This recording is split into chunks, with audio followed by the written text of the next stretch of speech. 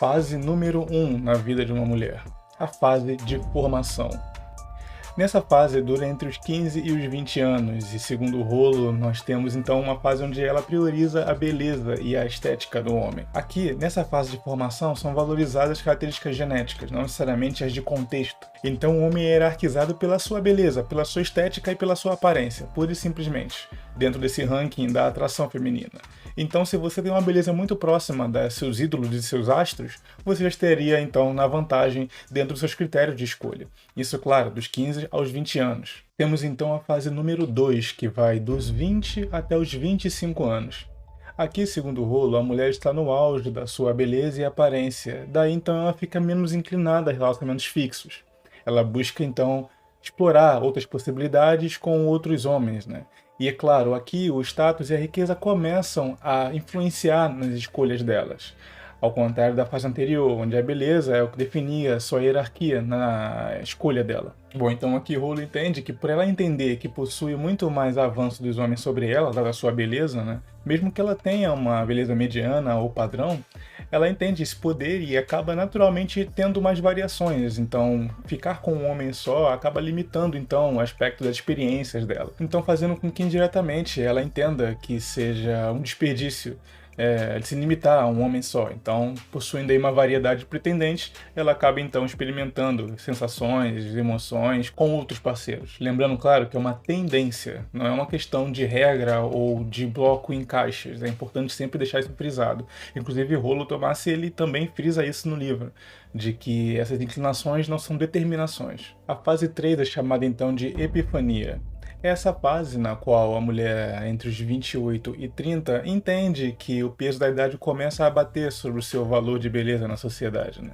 E também que os homens de grande valor ou de valor mínimo, né, ou emergentes estão evitando relacionamentos sérios com ela.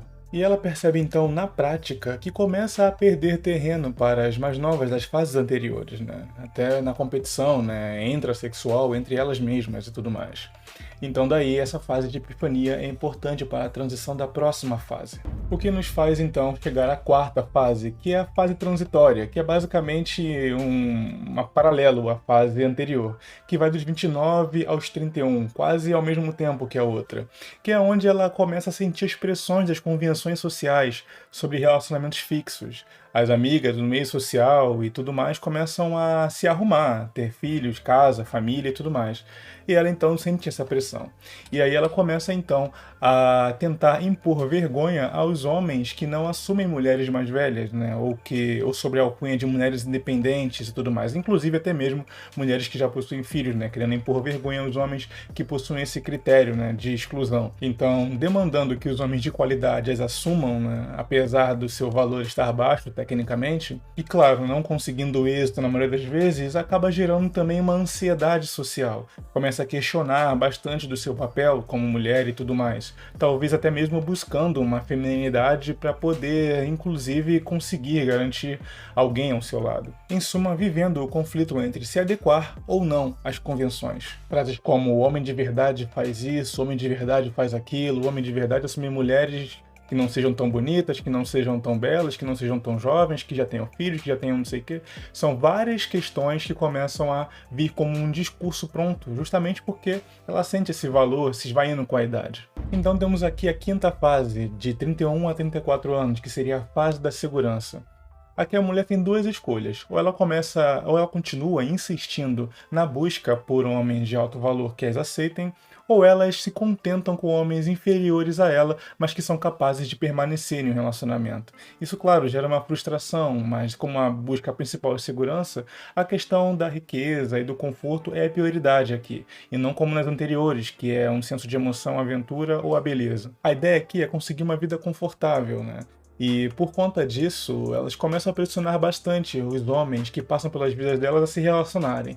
Então, colocando-os contra a parede. E claro, os homens que são colocados contra a parede, contra relacionamentos, inclusive uma mulher que já está nessa fase da vida, acabam então desistindo de compromissos fixos e indo para mulheres mais novas, no caso, né? Essa frustração, segundo o Rollo, delas não serem assumidas por esses homens de valor, acaba então gerando essa frustração social, né, nessa fase da segurança. Então, dos 40 aos 48 anos, temos então a sexta fase, que é a fase do redescobrimento. que é quando a mulher sente a necessidade de se reinserir no mercado sexual novamente, buscando novamente, então, homens de alto valor. Aqui a ideia da segurança é afastada um pouco, e a ideia das aventuras e de fortes emoções novamente vem à tona, como uma espécie de nostalgia à época em que ela tinha aquele poder todo, né, entre os 20 e 25 anos. Daí então, né, a mulher começa a dar valor novamente à aparência masculina, né? E daí, claro, né, tentando se sentir jovem novamente, né, se injetar de vida através das relações casuais que mantém, ou pelo menos dos homens de alto valor que consegue atrair. É como aquela famigerada crise de meia-idade masculina. Então, é aqui que acontece no caso da mulher, entre os seus 40 e 48 anos. Então, tem a sétima e última fase listada por Rollo, que é a fase da segurança tardia, que é quando a mulher entende que a sua idade já não permite que ela consiga competir, né, mesmo que tome a iniciativa com as mulheres mais novas, né, e por isso acaba então se contentando em buscar a segurança em detrimento da emoção ou de sentir-se nova, já que de fato a idade começa a pesar tanto a ponto das mais novas conseguirem ter uma vantagem clara. Então, o fato dela ser mais proativa ou ela buscar as relações, ela entende que os muitos nãos é um sinal de que ela precisa, então, baixar os seus critérios de fato, então se aposentar da vida do mercado sexual e se assentar com um mesmo homem, né? Mesmo que este seja de valor inferior ao dela, né? A frustração começa a ser diminuída, porque a ideia aqui agora é só buscar a segurança. Claro que, naturalmente, né, a frustração vai bater na vida prática, cotidiana, já que este não é o homem que ela queria. Mas, pelo fato de tentar se assentar com alguém, isso acaba sendo um sacrifício feito. Bom, e fazendo jus ao título do livro Medicina Preventiva, vai então as dicas de Rollo para tentar evitar ao máximo os danos de relacionamentos, visando então essa linha do tempo que, segundo ele, é aquela vigente atualmente. Bom, segundo essa linha do tempo do Rollo, a dica dele é: namore com mulheres ou se relacione com mulheres que tenham 28 a 34 anos ou acima dos 48, que segundo essa linha, né, são as idades onde as mulheres mais buscam por segurança, evitando assim mulheres que estejam com um caráter de instabilidade no seu mindset de busca por relacionamentos, né, não buscando fortes emoções e tudo mais, né. E daí, então, essas fases seriam as mais seguras para se relacionar. Claro que você vai estar sacrificando algo muito interessante para você como homem, que é a aparência, né? Você busca uma mulher que já tem uma mentalidade buscando segurança, mas também que teria a sua beleza, né, em declínio em relação às mais novas. Esse é o conselho mais polêmico do Rollo, na verdade, né? Em diferenciar as mulheres que são ou não relacionáveis a partir da idade. Mas a segunda dica é um pouco mais tranquila do que isso, e é até uma das que conversamos muito aqui no canal, inclusive, que é: sempre esteja em desenvolvimento. Isso porque é natural que, quando você esteja cada vez mais em desenvolvimento, a ideia do feminino seja apenas uma consequência desse desenvolvimento na sua vida.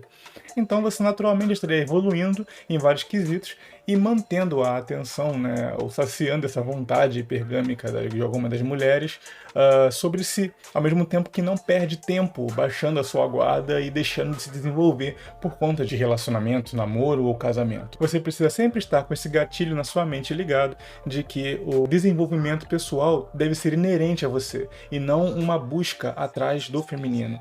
Não é uma cenoura pendurada na sua frente e você correndo incessantemente na busca dessa aprovação feminina, mas algo inerente a você. Se você estuda, aprende línguas, gosta de viajar, ou leituras, enfim, né, busca melhorar na sua carreira, ou ter um dinheiro extra sempre com você, isso deve ser inerente a você como homem, né? Segundo a visão de Rollo, esse desenvolvimento vai acabar naturalmente traindo as mulheres para você, e não você buscando essas mulheres através do desenvolvimento. Bom, e essa linha do tempo, assim também como esses dados, né, foi um apanhado de informações feitas pelo autor ao longo de 15 anos, levando em consideração mais de 1000 homens na sua análise, né?